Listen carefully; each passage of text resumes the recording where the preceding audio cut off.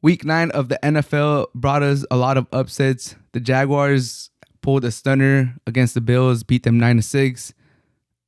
Matty Ice led the Falcons to a victory over the Saints 27-25. The Raiders, with all the drama, with all the headlines they have in the news, they were at 5-2 and they lost to the Giants 23-16. They're now tied with the Chargers, I believe, but the Chargers have the head-to-head, so the Raiders fall to number 2 in the AFC West. That division is a bloodbath.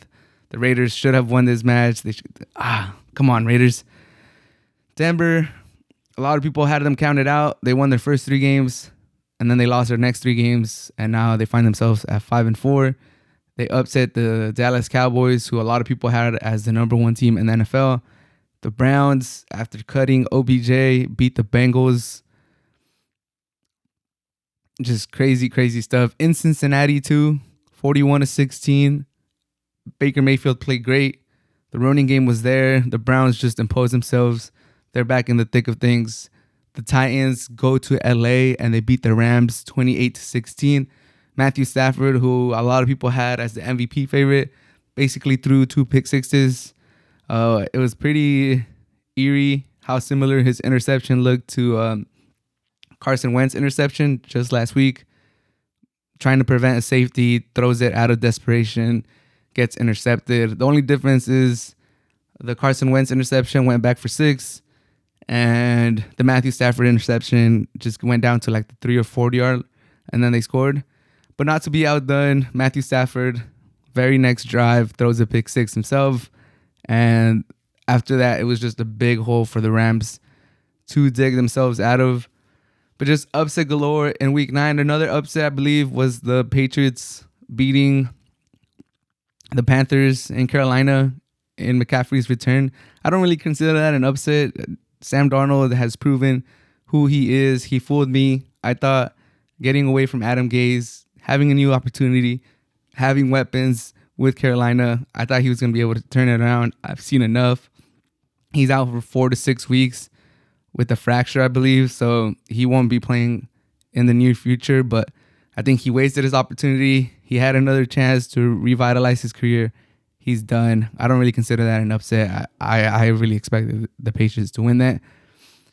But the most shocking one to me, the Jaguars beating the Bills. What's going on with the Bills offense? They get Knox, their tight end, back, I believe, this week. So hopefully that helps them. But I think they're just out of sorts. They need to run the ball more. They don't have a run game. Josh Allen needs to stop, turning the ball over. He needs to play cleaner.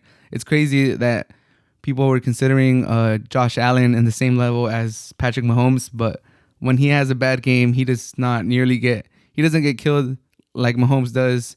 So you could see the disparity in them just by the way they get treated when they have bad games. Josh Allen needs to play better. There's no reason the Bills should be losing to the Jaguars. The Falcons beating the Saints, that one upset, yeah, but they lost Winston for the season. Falcons, it's always dangerous. Matty Ice could get hot for a game. And he drove him down the field. Patrick, what's his name? Patterson. Patterson's a beast, man. I have him in fantasy, and he just 10 points guaranteed. Usually goes for 20. Just great waiver wire pickup of the season, probably. But Falcons, they look like they're getting back on track. I believe they play the Cowboys this week. We'll see how they do. Raiders losing to the Giants, man. The Raiders are scared to be great, man.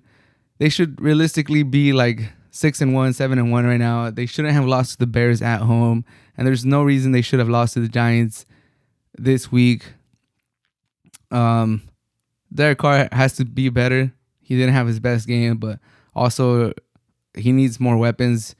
We'll see. I don't know if OBJ has signed anywhere right now, but I believe he hasn't. We'll see if they get him. They are supposed to get Deshaun Jackson through waivers or through free agency, so he should help him out. They need speed. They need to give Derek Carr more weapons. And Waller needs to play better too. He needs to be more of an impact player.